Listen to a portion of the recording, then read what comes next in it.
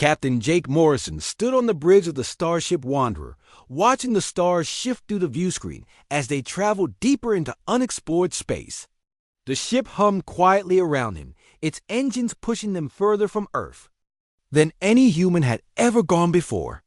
Jake rubbed his tired eyes and took another sip of coffee from his favorite mug. "Captain," called Dr. Lisa Martinez from her science station. Her voice carried excitement that made Jake turn around immediately. Lisa never got excited about ordinary things. "I'm picking up some very strange energy readings from the Kepler 438 system. These signatures don't match anything in our databases." Jake walked over to look at her screen. Numbers and charts filled the display, but he trusted Lisa to explain what they meant. She had been his science officer for 3 years now, and her curiosity had led them to some amazing discoveries. "What kind of strange?" Jake asked. "The energy patterns are too organized to be natural," Lisa said, pointing at the wavy lines on her screen. "But they're also too old to be from any current civilization. Captain, I think we found something really important." Navigator Alex Thompson looked up from his station near the front of the bridge. His young face showed the same excitement that Jake felt building in his chest. "Sir, I can plot a course of the system. It will take us about 6 hours to get there." Jake nodded. "Do it. Take us in, but keep us at a safe distance when we arrive." As the Wanderer changed course, Jake thought about their mission. Earth had sent them out here to explore and make contact with new civilizations. So far, they have found 3 different alien species, all friendly enough to trade knowledge and technology. But Lisa's reading suggested something much older than. The civilizations they had met thought the hours passed slowly. Jake tried to rest in his quarters, but his mind kept wondering what they might find. When the ship's computer announced their arrival at the Kepler 438 system, he hurried back to the bridge. What he saw on the view screen made him stop and stare. The system looked like a battlefield from some ancient war. Huge pieces of metal floated through space like dead whales. Some were as big as Earth's moon. Broken chunks of rock drifted between them, pieces that had once been planets. "My God," whispered Alex from his navigation station. Chief Engineer Ryan Davis joined him on the bridge, his tool belt jangling as he walked. Ryan had fixed every broken system on the Wanderer at least twice, and Jake trusted him completely with the ship's safety. "Those ships," Ryan said, staring at the massive wrecks. "I've never seen designs like that. The hull material looks like it could last forever." Lisa worked frantically at her station, taking readings of everything they could see. "Captain, the largest wreck is still giving off power signatures. Very faint, but something inside might still be working." Jake felt his pulse quicken. "Active.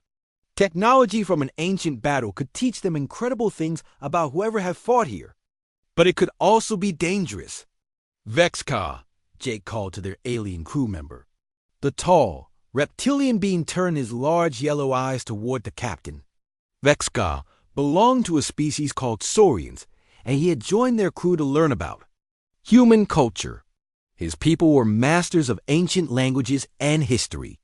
"Yes, Captain Morrison," Vexka said in his careful, precise way of speaking. "Can you make anything out of those ship designs? Do they match any civilization in your people's records?" Vexka studied the view screen for several minutes, his head tilting back and forth in the way Saurians did when they were thinking hard. Finally, he shook his head. "These vessels are older than any in our historical databases. The construction methods suggest a level of technology that surpasses most current civilizations, including your own, I must say with respect." Jake nodded. He had expected as much. "Ryan, can we safely dock with that large wreck? I want to take a look inside." Ryan checked his engineering displays. The wreck structure looked solid enough. "But Captain, we don't know what kind of atmosphere is in there, or what might be waiting for us. We'll suit up and take a small team." Jake decided. "Lisa, I want you with us to analyze any technology we find. Ryan, you come too in case we need to interface with their systems. Vexka, your language skills might be useful if we find any writing or records." Security Chief Danny Rodriguez stepped forward. Danny was built like a boxer and had kept the crew safe through several dangerous first contacts with alien species. "Sir, I should lead the security team for this mission." "Agreed," Jake said. "But Danny, we're explorers first." "We shoot only if we have no other choice." An hour later, Jake found himself floating through the corridors of the ancient ship Inn. His spacesuit. Emergency lights flickered on as they moved, powered by systems that had somehow survived for thousands of years. The hallways were built for beings much taller than humans, with graceful curves that spoke of an advanced artistic sense. "Captain," Lisa's voice crackled through his helmet radio, "I'm reading massive data storage systems deeper in the ship. If we can power them up, we might learn who built this place." They followed her scanner readings through the ship's maze-like interior. Ryan managed to restore power to several sections by connecting portable generators to the alien systems. His engineering skills worked even on technology he had never seen before. Finally, they reached what looked like a command center. Tall screens covered the walls, and a raised platform in the center held what might have been a captain's chair. But it was the glowing hologram in the middle of the room that made them all stop and stare. The hologram showed a three-dimensional map of the galaxy, with thousands of bright lines connecting star systems like a vast spider web. Many of the lines pulsed with soft blue light, but others flickered red or had gone completely dark. "It's a network," Lisa breathed. "Some kind of transportation or communication system spanning the entire galaxy." Vexka approached one of the screens where symbols in an unknown language scrolled slowly past. "Captain, I believe I can activate the translation protocols." "Give me a moment." As Vexka worked with the alien interface, Jake studied the galactic map. The network of lines was beautiful, connecting civilizations across impossible distances. But something had clearly gone wrong. Too many of the connections had failed. "I have partial translation," Vexka announced. "These beings called themselves the Architects. They built this network to share knowledge between civilizations. But the records speak of something called the silence that destroyed it all." A new hologram appeared beside the galactic map. It showed a dark wave spreading through the network, turning the bright connections black one by one. Where the darkness touched, entire star systems went quiet. "The silence consumes those who reach beyond their world," Vexka translated from the scrolling text. "It turns knowledge into hunger, connection into isolation." The Architects tried to stop it, but they failed. They could only leave this warning for whoever came after. Ryan had been studying the power systems, while the others focused on the historical records. "Captain," he said urgently, "activating this archive sent out some kind of signal.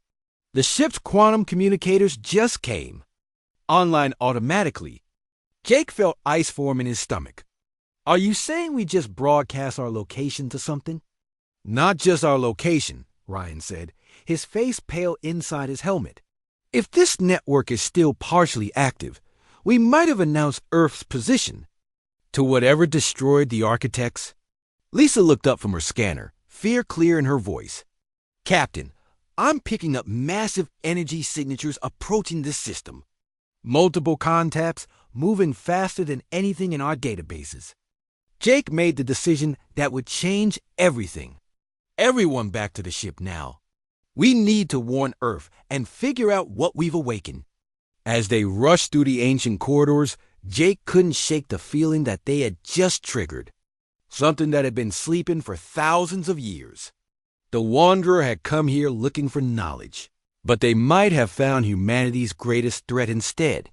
Behind them, the holographic map continued to pulse, showing new connections forming across the galaxy as the ancient network slowly came back to life. Captain Jake Morrison paced the bridge of the Wanderer as they raced through space toward human territory.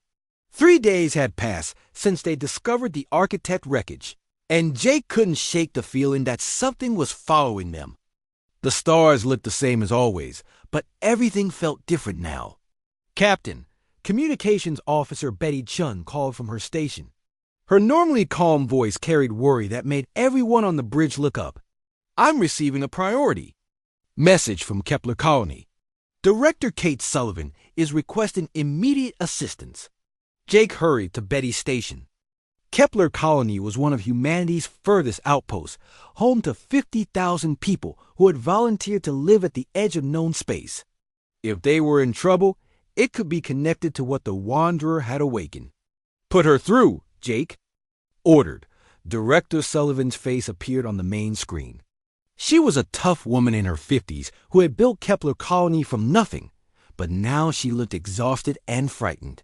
Dark circles surrounded her eyes, and her usually perfect hair hung loose around her face. Captain Morrison, thank God. You responded, she said. We need help. Something is wrong with our quantum communication systems. They started broadcasting strange signals 3 days ago, and now our colonists are having shared nightmares. Jake felt his blood turn cold. 3 days ago was exactly when they had activated the Architect Archive. What kind of nightmares, Director? Everyone. Dreams the same thing, Kate said, her voice shaking slightly. A dark void filled with whispers. The whispers tell us to build something, but we don't know what. Some colonists have started sleepwalking, trying to construct geometric patterns with whatever materials they can find. Dr. Lisa Martinez looked up from her science station. Captain, that matches the warnings we found in the Architect records. The silence spreads through quantum communication networks. Jake nodded grimly. Director Sullivan, we're coming to help you. In the meantime, shut down all quantum communication systems immediately. Don't use them for any reason. But Captain, without quantum communications, we'll be completely isolated, Kate protested. Trust me, Jake said. It's better than the alternative. We'll explain everything when we arrive. As the communication ended, Navigator Alex Thompson turned from his station. Sir, I've plotted the fastest course to Kepler Colony. But we're receiving multiple signals from other ships in the area. Some of them aren't human. On screen, Jake. Order. The view screen showed a formation of alien ships approaching from 3 different directions. Jake recognized the sleek, crystal-like design of hegemony vessels. The hegemony was a military alliance of several alien species that controlled a large section of space near human territory. They had always been suspicious of humanity's rapid expansion among the stars. Incoming transmission, Betty announced. Tall, crystalline being appeared on the screen. His body was made of what looked like living diamond, and his voice sounded like wind chimes when he spoke. Jake recognized Commander Zeph Prime, a hegemony officer they had encountered before during trade negotiations. Captain Morrison of the human vessel Wanderer, Zeph Prime said, his crystal face showing no emotion. You will stop your ship and prepare to be boarded. Your species has committed a grave violation of galactic safety protocols. What violation? Jake asked, though he already suspected the answer. 3 days ago, sensors throughout this sector detected the activation of an Architect beacon, Zeph Prime continued. Our racial memories contain warnings about such technology. The Architects were fools who created their own destruction. Now you humans have repeated their mistake. Chief Engineer Ryan Davis looked up from his station. Captain, the hegemony. Ships are charging their weapons. But their quantum communication arrays are also active and broadcasting the same strange signals we detected from Kepler Colony. Jake realized with growing horror that the silence was spreading faster than anyone had expected. Commander Zeph Prime, you need to shut down your quantum systems immediately. The entity that destroyed the Architects is using your communication networks to spread. Impossible, Zeph Prime replied. Hegemony technology is superior to anything the primitive Architects could have created. We will not be fooled by human deception. Before Jake could respond, one of the hegemony ships began moving erratically. Its running lights flickered in patterns that hurt to look at, and its hull started to change shape in ways that defied physics. Captain, Lisa said urgently, I'm reading massive quantum disturbances from that ship.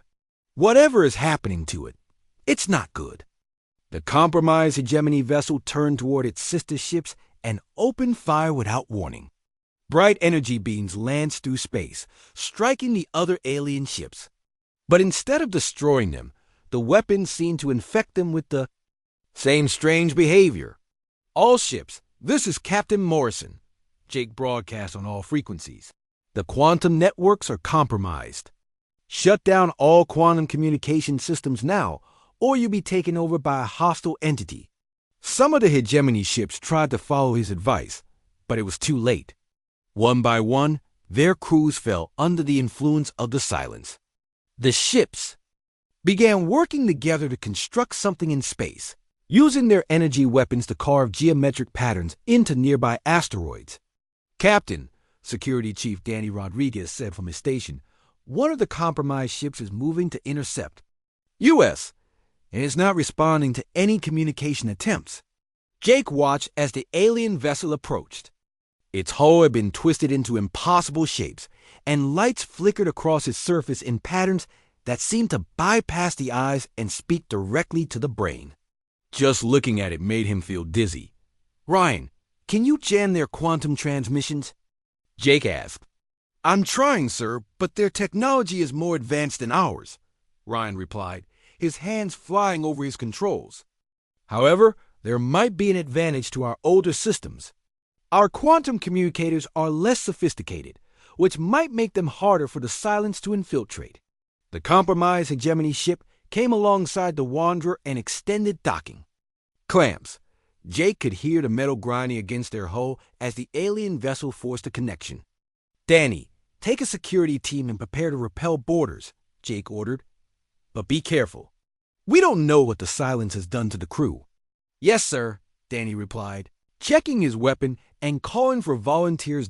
As Danny's team headed for the airlock, Jake turned to his science officer. "Lisa, what did the architect records say about fighting the silence?" "Not much that's helpful," Lisa said, scanning through the data they had downloaded. "The architects tried using more advanced quantum technology to fight it, but that only made things worse. The silence seems to use quantum entanglement to spread from mind to mind and system to system.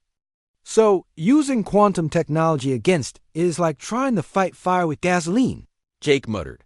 A loud bang echoed through the ship as the alien boarding party cut through the airlock door. Danny's voice came over the intercom. "Captain, you need to see this. The hegemony crew is alive, but something's wrong with them." Jake hurried to the airlock area, where Danny's security team had surrounded a group of crystalline aliens. The hegemony soldiers stood perfectly still, their crystal bodies pulsing with the same strange light patterns Jake had seen on their ship. "We are the voice between thoughts," the aliens said in perfect unison, their wind chime voices creating an eerie harmony. "We are the silence that comes after the last word. Your species has awakened us from our long sleep, and now we must thank you by adding your voices to our chorus."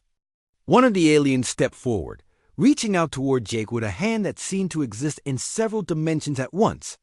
"Join us, Captain Morrison. Help us bring peace to a galaxy that talks too much." Jake backed away, but he could feel something tugging at his mind. The alien's words seemed to make sense in a way that bypassed rational thought. For a moment, he almost wanted to take the offered hand.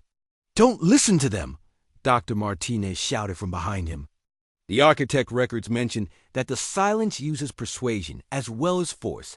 It makes its victims want to be absorbed. Jake shook his head, clearing away the alien influence. "Danny, get these things off my ship. Use whatever force is necessary." As Danny's team moved to escort the possessed aliens back to their vessel, Jake made a decision that would change everything. "Alex, plot a course away from here. We need to warn Earth about what's coming. What about Kepler Colony?" Alex asked. Jake looked at the compromised hegemony ships, still carving their geometric patterns into space. "I'm afraid we might already be too late to help them. But we can still save the rest of humanity if we move fast enough." As the Wanderer pulled away from the infected alien ships, Jake watched the hegemony vessels continue their strange construction project. Whatever they were building, He had the feeling it was just the beginning of something much worse. The silence had awakened, and it was spreading through the galaxy's quantum networks like a virus. Humanity's only advantage was that their technology was primitive enough to resist infection, but Jake wondered if that would be enough to save them from an entity that had already destroyed the most advanced civilization in galactic history.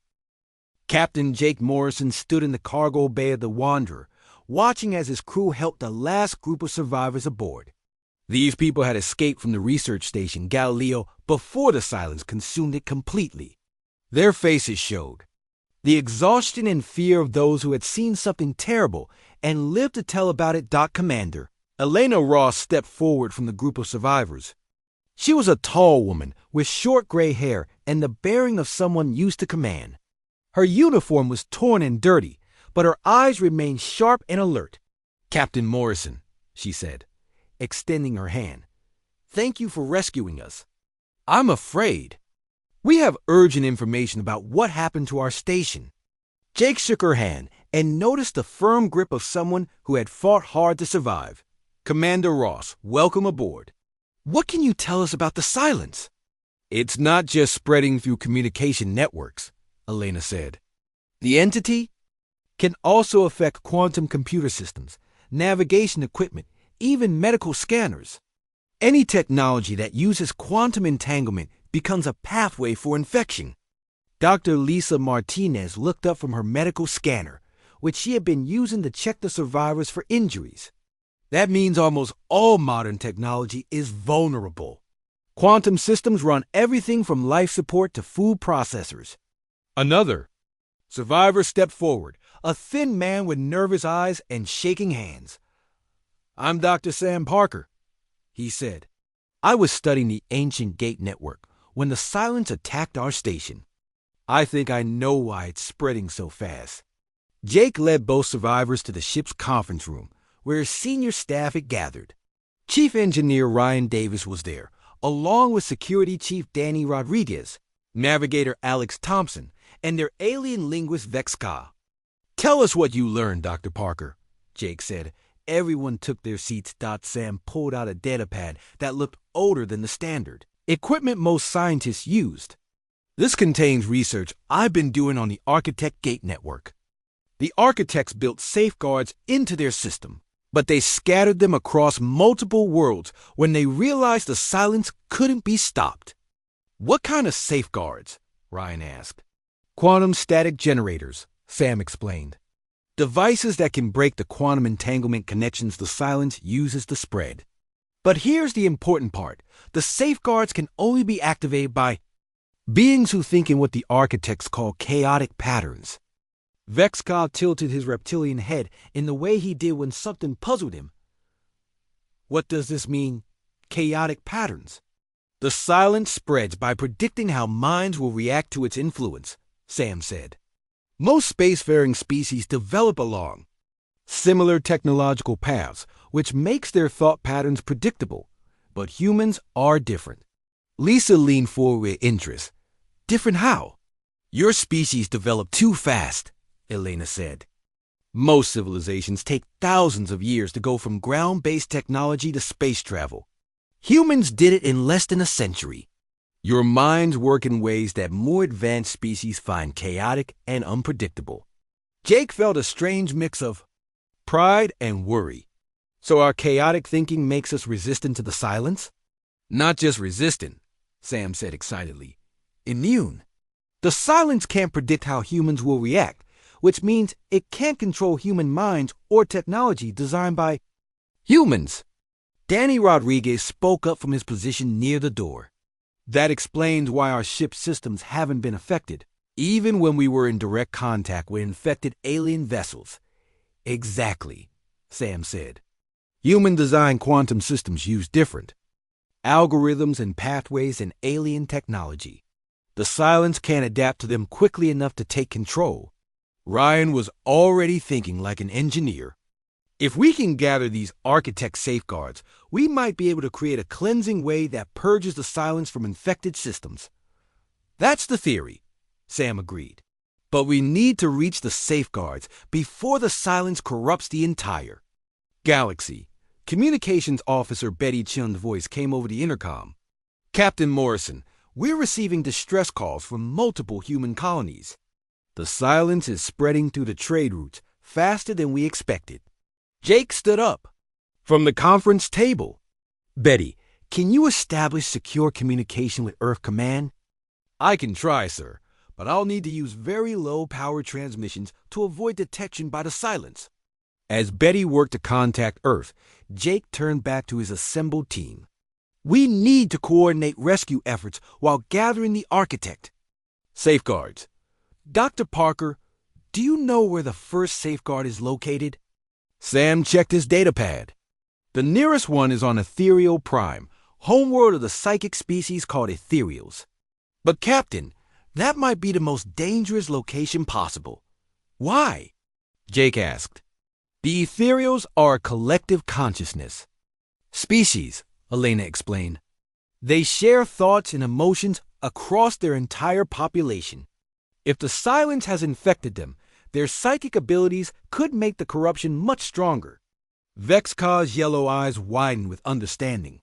A psychic species under the control of the silence will be like a broadcasting station for the entity's influence. Then we need to move fast, Jake decided. How many people can we evacuate from the affected colonies? The Wanderer can carry about 200 additional passengers if we convert cargo space to temporary quarters. Ryan said. Over the next several hours, the Wanderer became a rescue ship. Jake's crew worked tirelessly to save humans from colonies where the silence had begun its infection. They found survivors hiding in shielded bunkers, living in constant fear of their own communication systems. Marine Squad leader Tony Garcia led most of the rescue missions. He was a stocky man with steady hands and a calm voice that helped frightened colonists trust him enough to leave their hiding places. Captain, Tony reported after returning from the Kepler colony evacuation. Director Sullivan and her remaining staff are safe, but the colony is lost. The quantum mining equipment has been turned into some kind of transmission array. The whole installation is broadcasting silent signals across 3 star systems. Jake felt the weight of command pressing down on him. Every decision he made affected the lives of thousands of people, and the wrong choice could doom humanity's future in space. Betty, any word from Earth Command? He asked. Yes, sir, Betty replied. Admiral Grace Bennett is coordinating the defense of human space from the carrier Enterprise.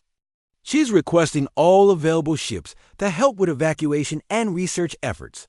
Good, Jake said. At least Earth knows what's coming. Dr. Martinez approached Jake with a worried expression. Captain, I've been studying the survivors we rescued. The ones who were exposed to silent signals for extended periods show interesting brain activity patterns. What kind of patterns? Their minds seem to be developing a natural resistance to quantum manipulation, Lisa explained. It's like humans are evolving a defense against the silence in real time. Commander Ross overheard the conversation and joined them. That matches what we observed on Galileo Station.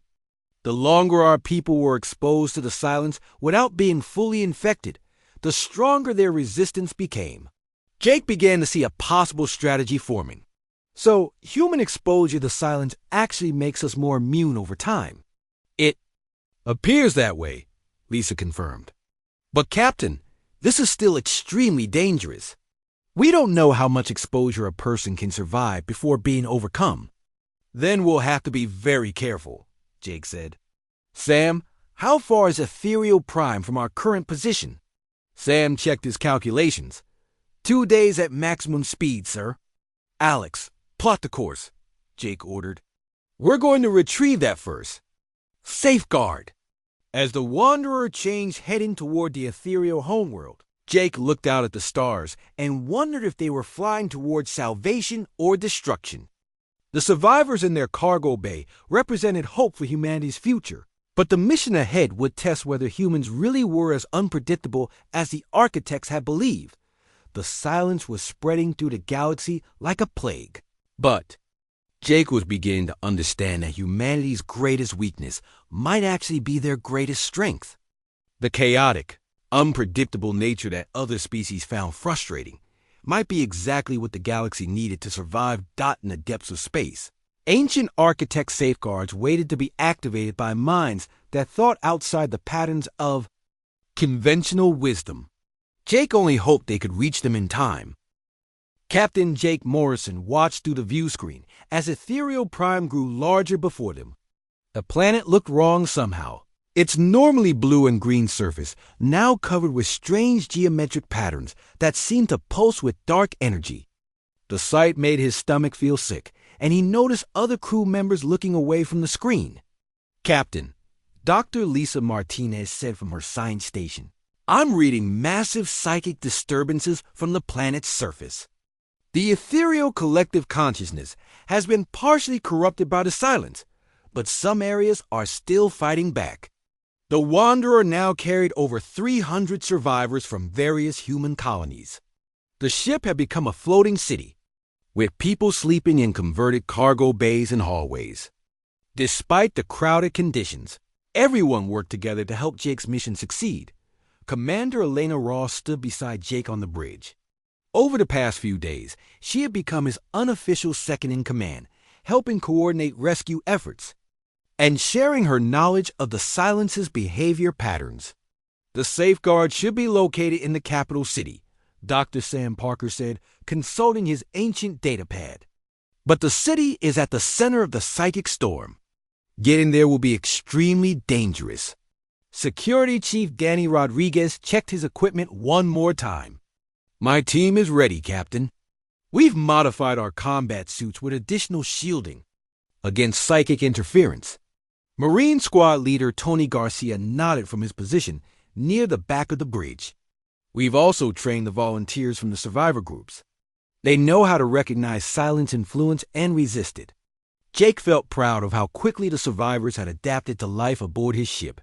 Instead of remaining helpless refugees, many had volunteered to help with dangerous missions. Their exposure to the silence during their escapes had indeed made them more resistant to its influence. "Betty, any word from Admiral Bennett?" Jake asked Communications Officer Betty Chun looked up from her station. "The Admiral reports that the Enterprise has made contact with several other human ships. They're coordinating a galaxy-wide resistance network using secure, non-quantum communication methods." "Good," Jake said. "At least we're not fighting this thing alone." Chief Engineer Ryan Davis approached with a concerned expression. "Captain, I need to report a problem with our quantum systems. Something tried to infiltrate our computers about an hour ago." Jake felt a chill of worry. "The silence found us?" "Not exactly," Ryan said. "Our systems detected the intrusion attempt and automatically isolated the affected components. But, sir, the attack came from inside the ship." Everyone on the bridge turned to stare at Ryan. The implications of his words were terrifying. "One of the survivors must have been more deeply infected than we realize," Elena said grimly. "The silence can remain dormant in someone's mind and activate later." "Can you identify who it was?" Jake asked. "I'm working on it," Ryan replied. "But, Captain, we need to assume that the silence now knows our location and mission objectives." As if summoned by Ryan's words, alarms began sounding throughout the ship. Navigator Alex Thompson looked up from his station with alarm. "Captain, multiple ships approaching from several directions. Some are human vessels, but their quantum signatures are all wrong." The view screen showed a mixed fleet of human and alien.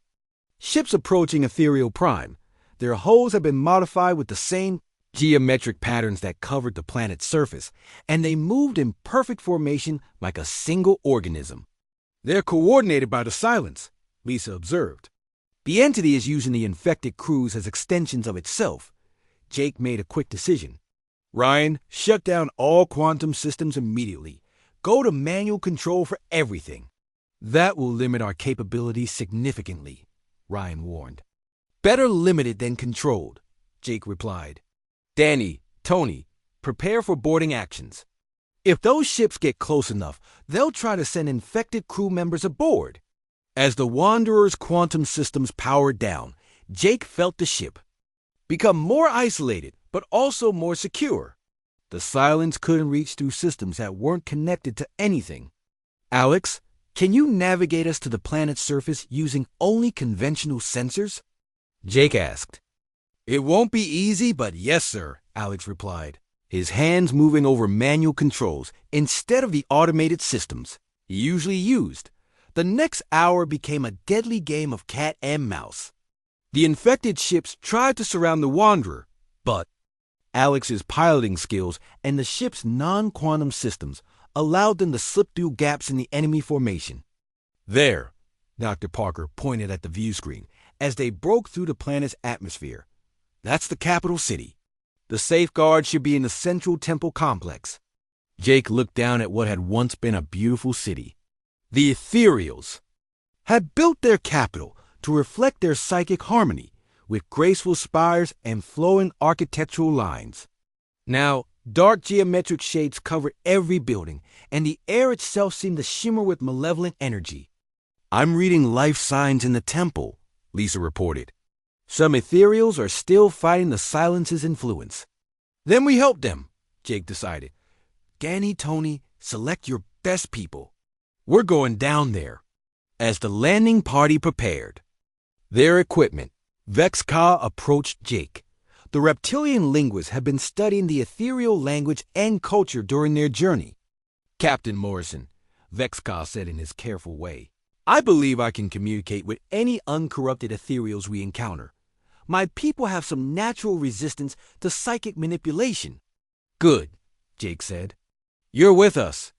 The shuttle carrying Jake's team descended through the strange atmosphere of Ethereal Prime. As they got closer to the surface, everyone began feeling the effects of the psychic storm. Whispers seemed to come from nowhere, and shadows moved at the corners of their vision. Stay focused on the mission, Jake reminded his team. Don't listen to the voices, and don't trust anything you see unless someone else confirms it. They landed near the temple complex, which rose like a crystal mountain from the center of the corrupted city. The building's surface pulsed with both the dark patterns of the silence and brighter areas where ethereal resistance continued. The safeguard is somewhere inside, Sam said, consulting his datapad. But Captain, the psychic interference is stronger than anything we've encountered. Some of us might not make it out with our minds intact. Jake looked at his team. These were good people who had volunteered for a mission that could destroy them mentally. Anyone who wants to stay with the shuttle can do so. No one will think less of you. Nobody moved to leave. Tony Garcia checked his weapon and grinned. Sir, we've come this far. Might as well see it through. As they approached the temple entrance, shapes began emerging from the shadows around them. At first, Jake thought they were more geometric constructions of the silence. Then he realized they were ethereals, but changed in terrible ways. The alien beings had once been tall and graceful, with large eyes that reflected their psychic abilities. Now they moved in jerky, unnatural motions, and their eyes had become black holes that seemed to absorb light. We welcome you, the corrupted ethereals said in unison, their voices creating harmonies that hurt to hear. Join our song of silence. Let us teach you the peace that comes after thought. Don't listen to them, Jake warned his team. Their words are weapons. Vex-Ka stepped forward and began speaking in the ethereal language. His reptilian voice created different harmonies that seemed to counter the corrupted alien's psychic attack. I aim speaking to any uncorrupted mind still present, Vex-Ka announced. We come seeking the Architect's safeguard. We wish to free your people from the silence. From deeper within the temple complex, a different voice responded. This one sounded strained and tired, but still recognizably ethereal. Quickly, the voice called. The central chamber still resists, but we cannot hold much longer.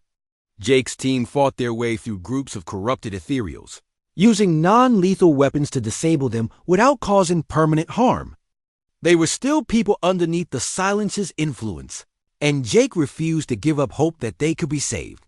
The central chamber of the temple contained a group of ethereals who had linked their minds together to create a barrier against the silence. Their combined willpower held back the corruption, but Jake could see they were exhausted from the constant mental battle. In the center of their protective circle sat a device that looked like crystallized starlight. The architect. Safeguard pulsed with gentle energy that felt clean and peaceful compared to the chaotic psychic storm outside. Human minds, one of the uncorrupted ethereals said, relief clear in her mental voice. You can activate the device. We cannot touch it without risking corruption, but your chaotic thought patterns will protect you. Jake approached the safeguard. Carefully. As his hands touched the crystal surface, he felt ancient knowledge flowing into his mind. The device was indeed designed to be activated by unpredictable minds, and it responded to human contact like a key finding its lock. Light exploded outward from the safeguard, washing over the temple and spreading across the city, where the light touched the dark geometric patterns of the silence. They dissolved like shadows before dawn. The corrupted ethereals throughout the temple suddenly collapsed, then slowly began to stand again with clear eyes and normal movement. Captain Jake Morrison stood in the observation deck of the Wanderer, watching the stars grow strange as they traveled deeper toward the galaxy's center. After activating 3 more architect safeguards across different worlds, his ship had become the flagship of humanity's resistance against the silence. But this final journey was unlike anything they had faced before. Captain, Dr. Lisa Martinez called from the science station they had set up in the observation deck. The laws of physics are becoming unstable.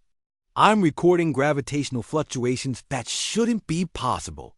Jake nodded grimly. For the past week, they had been traveling through space where the silence's influence grew stronger with each passing hour. Reality itself seemed to bend around the ancient entity's power, making navigation nearly impossible and putting tremendous stress on both the ship and crew. How are our people holding up?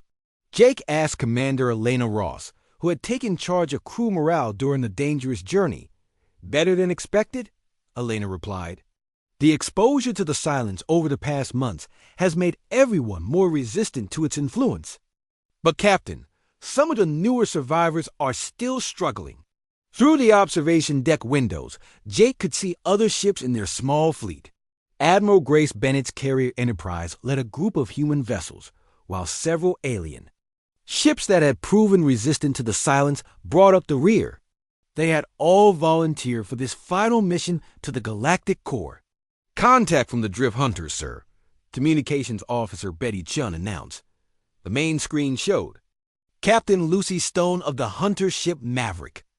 Lucy's people were nomads who lived their entire lives in space, never staying in one place long enough for the silence to track them.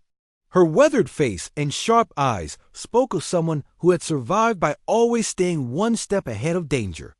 Morrison, Lucy said without preamble, my scouts are reporting massive distortions ahead.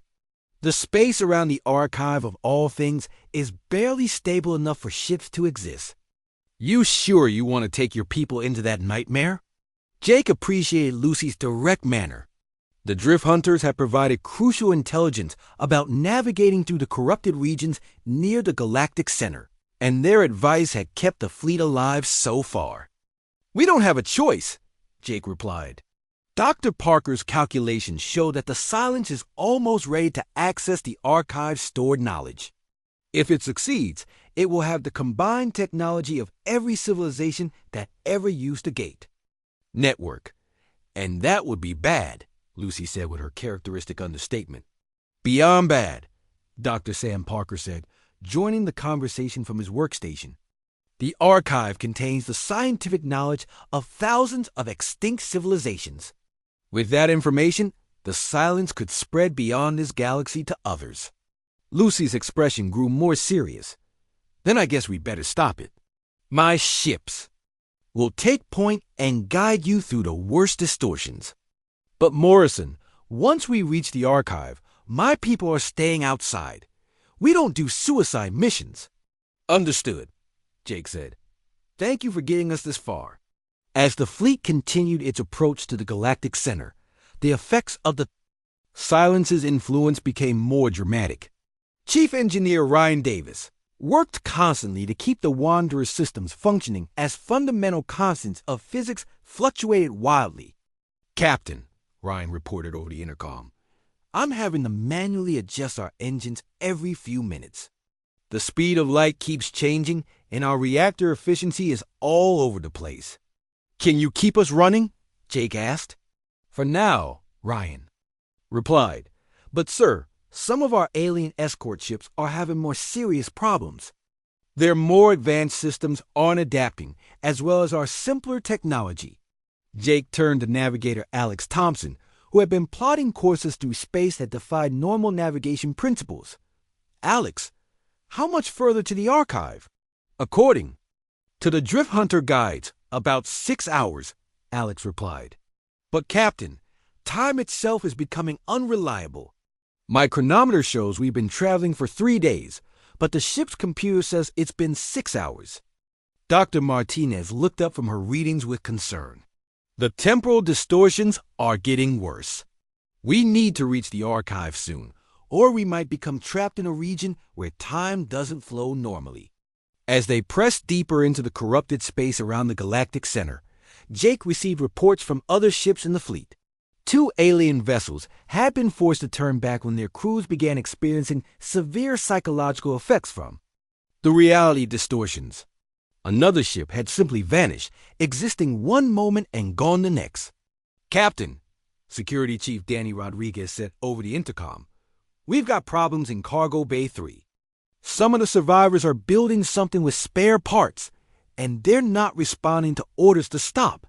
Jake hurried to the cargo bay, where he found a group of people working frantically to construct a geometric pattern on the floor, using metal scraps and electronic components. Their eyes had the same vacant look he had seen in silence-controlled beings. "The pattern must be completed," one of them said without looking up from his work. "The void requires structure before it can bring peace. Danny, get a medical team." "Down here," Jake ordered. "These people need to be isolated and treated." As the medical team led the affected survivors to a shielded section of the ship, Dr. Martinez arrived with her scanner. "Captain, the silence's influence is getting stronger. Even our most resistant people are starting to show signs of infection." "How long do we have?" Jake asked. "Maybe a few more hours before the entire crew is affected," Lisa replied grimly. Jake made a decision that would define the mission's outcome. "Then we finish this now. Betty, contact Admiral Bennett. Tell her to prepare for immediate assault on the archive." The final approach to the archive of all things was like flying into a living nightmare. The massive structure appeared in space. Before them, a construction the size of a small moon that seemed to exist in multiple dimensions simultaneously. Its surface shifted between solid matter and pure energy, and looking at it directly caused severe headaches. "The archive is partially phased out of normal space-time," Dr. Parker explained as they studied the readings. "The silence has been using the stored knowledge to modify reality around itself." "Can we get inside?" Jake asked. "There's a docking port that seems stable," Alex reported. "But Captain, once we go in there, we might not be able to get back out." Admiral Bennett's voice came over the communication system. "Morrison, my ship will provide covering fire while you take your team into the archive. But our weapons are having minimal effect on the structure." "Understood, Admiral," Jake replied. "If we don't come back, make sure someone warns the other galaxies about what's coming." Jake assembled his strike team in the shuttle bay. Dr. Parker would guide them to the archive's central core, while Dr. Martinez brought equipment to link the remaining architect safeguards. Security Chief Danny Rodriguez and Marine Tony Garcia led the protection detail, and Vexcar came along to help communicate with any architect systems they might encounter. "This is it," Jake told his team as they boarded the shuttle. "Everything we've done has led to this moment. The fate of every thinking being in the galaxy depends on what happens in the next few hours." As their shuttle approached the archives docking port, Jake could see the structure's surface crawling with dark patterns that hurt to look at. The silence had made this place its primary stronghold, and entering it felt like walking into the heart of an alien nightmare. "Docking successful," Alex reported from the pilot's seat. "But, Captain, the artificial gravity inside is fluctuating wildly, and the atmosphere readings don't make sense." "We'll manage," Jake said, checking his equipment one final time. "Everyone, stay close and watch each other for signs of silence influence. If anyone starts acting strange, the others need to restrain them immediately." As the airlock opened and Jake's team stepped into the archive of all things, they found themselves in corridors that seemed to stretch infinitely in all directions. The walls were covered with symbols from thousands of different civilizations, and the air itself hummed with ancient knowledge and malevolent purpose. "The central core is this way," Dr. Parker said, consulting his datapad and trying to ignore the whispers that seemed to come from the walls themselves. Jake led his team deeper into the archive, knowing that humanity's chaotic creativity was about to face its ultimate test against an entity that had destroyed the most advanced civilization in galactic history. The final battle for the galaxy's freedom was about to begin. Captain Jake Morrison led his team through corridors that seemed to reshape themselves with each step. The archive of all things defied every law of physics he understood, with walls that showed glimpses of alien worlds and ceilings that opened onto starfields that couldn't possibly exist in the same space. "Stay together," Jake warned his team as they navigated the impossible geometry.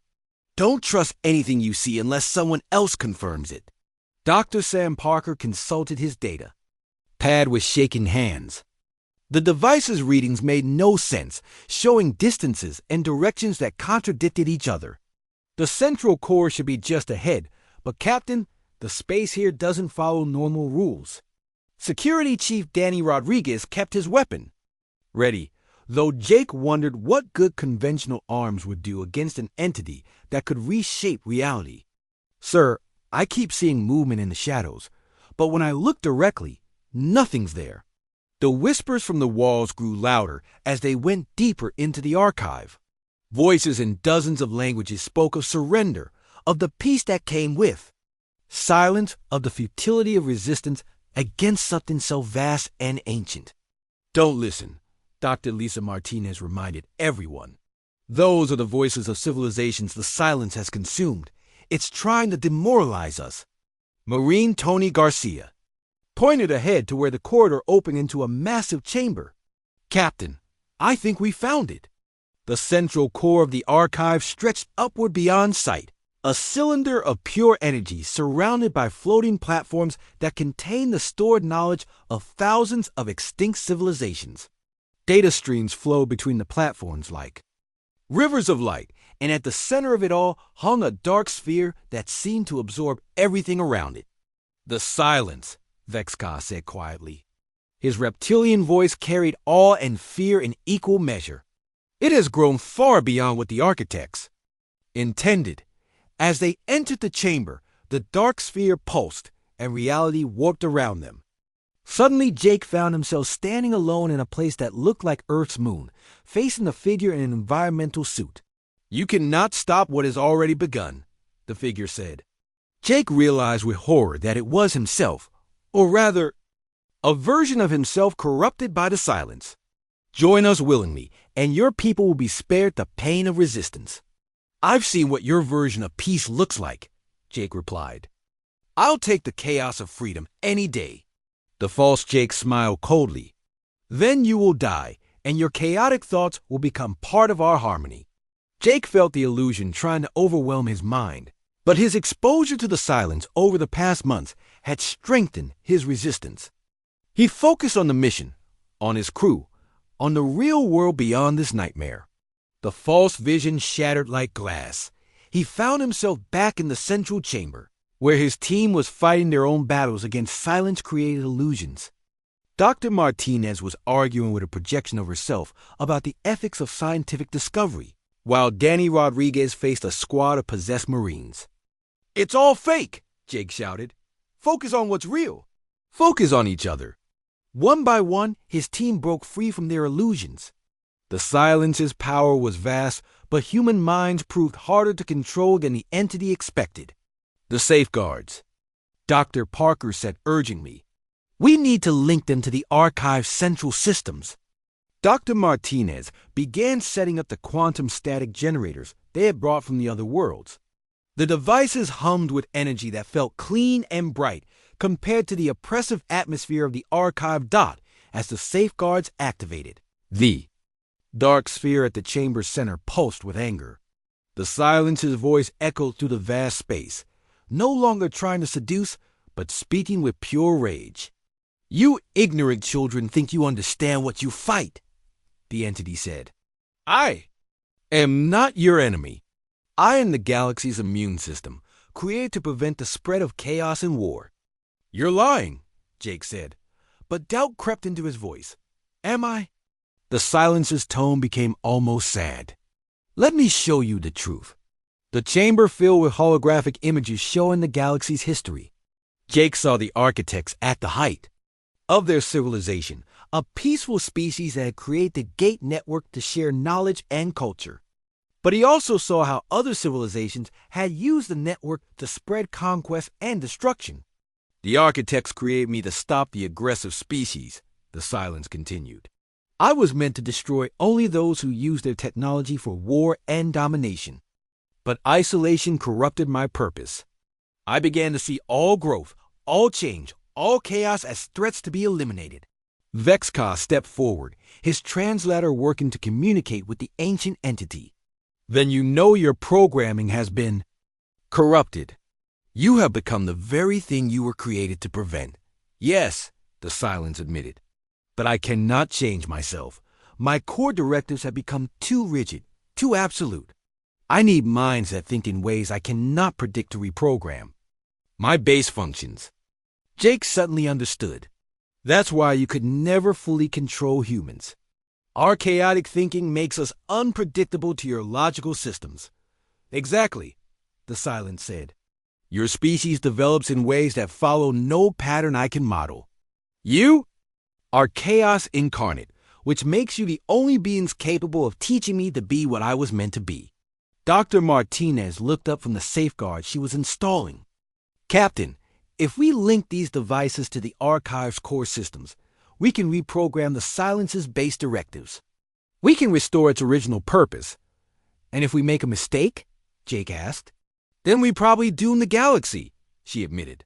But if we do nothing, the silence will eventually consume every thinking being in this galaxy, and then spread to others. Jake looked at his team, these humans who had followed him into the heart of an ancient nightmare. They had all volunteered for a mission they knew would probably kill them, and now they faced a choice that would determine the fate of countless civilizations. Do it, Jake decided, but we reprogram it together. Human chaos works best when we combine our different ways of thinking. Working as a team, Jake's crew began the delicate process of rewriting the silence's core programming. Dr. Parker provided the technical knowledge. Dr. Martinez handled the quantum interface systems, and Vexka helped translate concepts between human and architect thinking patterns. The most important part fell to Jake himself. As the captain, he had to input the new moral framework that would guide the silence's future actions. Instead of destroying chaotic civilizations, it would protect them from conquest while allowing peaceful exploration and growth. It's working, Dr. Martinez announced as the safeguards synchronized with the archive systems. The silence is accepting the new programming. The dark sphere at the chamber's center began to change, its absolute blackness giving way to a gentle silver light. Throughout the galaxy, the quantum cleansing waves spread along the old Gate Network, freeing possessed minds and restoring corrupted technology. It is done, the entity that had been the silence said, its voice now carrying warmth instead of menace. I myself again, thanks to minds that think in patterns I could never have imagined. The galaxy is safe from the chaos of war, but free to embrace the chaos of growth. Jake felt exhaustion wash over him as the tension of the past months finally released. What happens now? Now, the Gate Network comes online with new safeguards, the reformed entity explained. Species will be able to explore and trade freely, but any attempt to use the network for conquest will be prevented. And you, Captain Morrison, will you help us maintain this balance? Jake thought about his ship full of survivors, his crew that had become a family, and the vast galaxy full of possibilities that now lay open before them. We'll do what we've always done. We'll explore, we'll help people, and we'll try to find solutions that work for everyone. 6 months later, Jake stood on the bridge of the Wanderer as it approached the newly discovered star system. The ship now carried diplomats and scientists from dozens of species, all working together to explore the galaxy safely. Dr. Martinez had established research stations throughout human space, studying the restored gate network and helping other species understand its technology. The Silence, now calling itself the Guardian, maintained the delicate balance between exploration and protection. Captain, Alex Thompson called from his navigation station, we're receiving a greeting from the fourth planet. It looks like we've found another spacefaring civilization. Jake smiled as he looked out at the stars. The galaxy was vast and full of wonders, and humanity had found its place as the bridge builders who helped everyone work together. Their chaotic creativity had saved the galaxy once, and it will continue to find solutions to whatever challenges. Lay ahead. Take us in, Alex, Jake ordered. Let's see what new friends we can make. The Wanderer moved toward the unknown world, carrying its crew of explorers and peacemakers into a future bright with possibility.